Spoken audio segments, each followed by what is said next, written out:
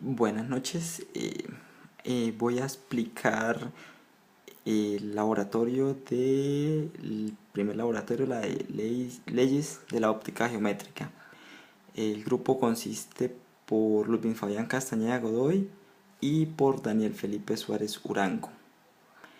Bueno, en este caso vamos a utilizar eh, el resumen. Bueno, el resumen habla de las características que tiene propiamente la óptica geométrica, la cual dice que está basada en una característica fundamental, en la cual la propagación de la luz está definida en términos de rayos o haces de luz.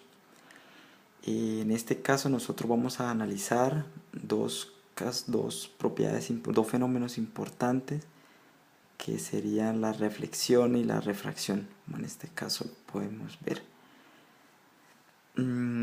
la cual están definidas por la ley de Snell-Descartes.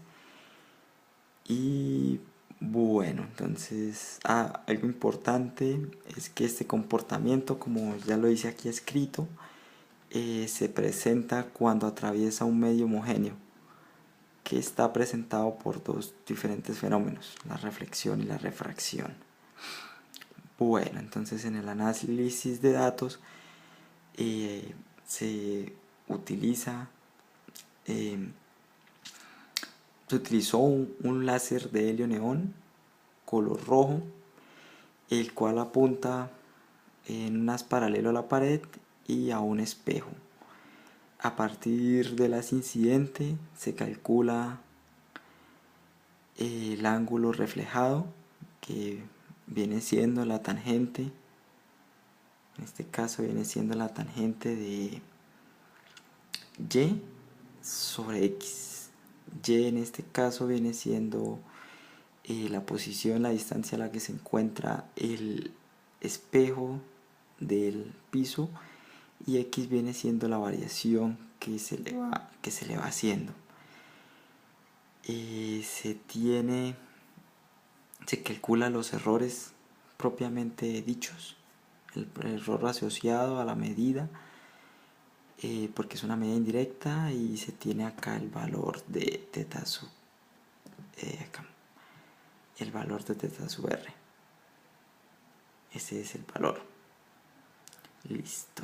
A través del análisis de datos, más adelante, aquí, pues más adelante está el valor de los datos que se obtuvieron, se tabularon, están las gráficas, y mediante un software, en este caso Ggplot, calculé la ecuación de la recta que quise ajustar a mi medida, y me dio, en este caso estamos calculando primero que todo la reflexión, y me dio que la pendiente de esa recta que estaba graficando, que era ángulo incidente contra ángulo reflejado, me dio de 1.96. Eso quiere decir que es prácticamente el doble de del ángulo existente entre el haz reflejado y el haz incidente. Eso quiere decir que con respecto a la normal del espejo se encuentra, acá en este caso, se encuentra un valor de 0.98 en este caso, y eso me da que el ángulo reflejado es aproximadamente el ángulo incidente. Aquí pues calculo el porcentaje de error, que me dio un error bastante pequeño de 0.02%. Bueno, ahora en el siguiente paso tenía que calcular la ley de refracción, que está dada por la ley de Snell-Descartes, que dice que cuando la luz pasa en un medio homogéneo a través de una discontinuidad, bueno, de una frontera, por así decirlo, se tiene que conservar esto. Esto tiene que ser igual. Donde θ sub i es el ángulo incidente y θ sub t es el ángulo transmitido respectivamente. Y n sub 1 y n sub 2 son los diferentes índices de refracción. Entonces, en nuestro experimento, primero que todo, teníamos que el del medio incidente iba a ser aire. Entonces, por lo tanto, pues teníamos que n sub 1 iba a ser igual a 1. Y pues teníamos que calcular entonces el valor de n sub 2. Entonces, simplemente graficábamos esto. En este caso, graficábamos simplemente esta ecuación. Y hallando el valor de la pendiente, obteníamos el valor del índice de refracción. Entonces, por geometría, pues calculábamos todas esas,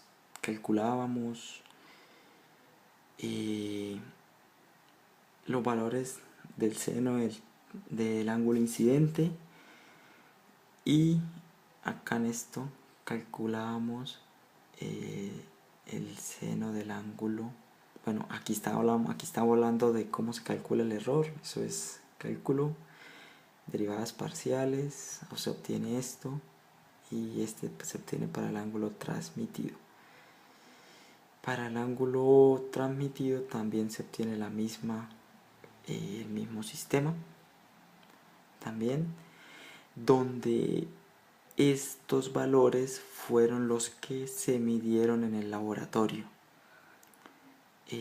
Como estábamos en agua, entonces uno era la altura a la que se encontraba el espejo, y el otro era el valor de B sub 1, era el valor que se iba cambiando, que era el valor que se iba variando. No consideré pues poner las gráficas, la verdad, porque como estaban en las guías, no consideré, no sé, creo que hacen falta, pero no, cuando hice el laboratorio no lo consideré poner las gráficas como tal. Bueno, como ya dije, como el índice, el primer medio era aire, entonces se supone que el índice de refracción es 1. Y bueno, también lo grafiqué, más adelante muestro las gráficas. Y en este caso, al corroborar las ecuaciones, me dio un error del 9.77%. Ese fue un error un poco grande. Más abajo en las conclusiones explico por qué creo que nos dio eso. Y bueno, entonces acaba índice de refracción. Ahora la tercera parte era calcular el índice de refracción de un prisma a partir de la reflexión total interna. Entonces, para calcular el índice de refracción de un prisma se halla el ángulo crítico, y bueno, ese ángulo crítico se hace en la segunda cara, por lo que se tiene que pasar de un medio que tenga un índice de refracción mayor a uno menor, y el índice de refracción mayor lo tiene obviamente el prisma. Se calcula el ángulo beta, que es el ángulo donde ocurre la refracción interna. Aquí lo explico, donde X es la distancia más corta que existe entre el prisma y la pared, y Y es la distancia perpendicular entre el prisma y el punto donde incide el rayo refractado. Esos valores se midieron allá en el laboratorio, se trató de cuadrar lo máximo posible, y pues mediante álgebra se obtiene que la relación entre el ángulo crítico y el valor del índice de refracción está dado por esta ecuación, un poco larguita, donde el ángulo crítico θ está dado por el beta, que más arriba hallamos, que lo vamos a hallar menos 45 grados. Como es una medida indirecta, también el índice de refracción tiene su medida asociada, su incertidumbre asociada, perdón, y igualmente lo mismo. Y en este caso, bueno, más abajo explico que en la tabla, en la tabla número 3 encuentro el error porcentual hallado al calcularse el prisma, al calcularse el error del prisma. Sí, el error en el índice del prisma. Bueno, entonces ahora vamos a las conclusiones. Puedo decir que en el valor hallado por el ángulo reflejado, como es de un 0.98, es muy cercano al valor teórico, lo cual es muy bueno. Y pues la diferencia se debe a que principalmente a las fallas humanas, fallas que de pronto cometimos en el laboratorio al medir, que probablemente el instrumento se nos corrió un poco o cualquier cosa de esas, y eso introduce introduce error, y esos errores hacen pues que salgan estas discrepancias. Para el error asociado a la refracción sí se encontró un error bastante grande, y pues esto se debe principalmente a que la medida la tenemos que hacer por ojímetro prácticamente, porque pues el valor de B2, que era el que iba cambiando, teníamos que hacerlo a ojo porque no podíamos medir dentro del prisma, entonces era bastante difícil medirlo. Entonces tenemos que como que más o menos tantear, medir la medida, y por eso fue que nos dio un error bastante grande. Bueno, aquí más abajo entonces ya tengo los anexos, que son las tablas con sus respectivos errores asociados, sus datos. Se puede observar que los valores fijos, en este caso para Y, con su respectivo error asociado. Esa es para la ley de la reflexión.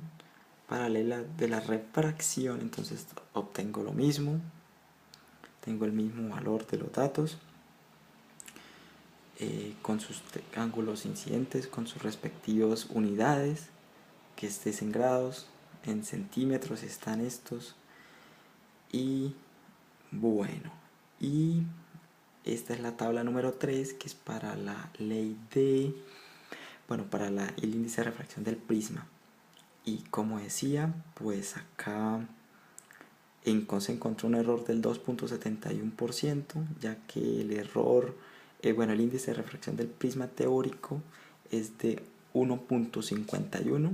A mí me dio el prisma, el índice de refracción de 1.47 al calcularse.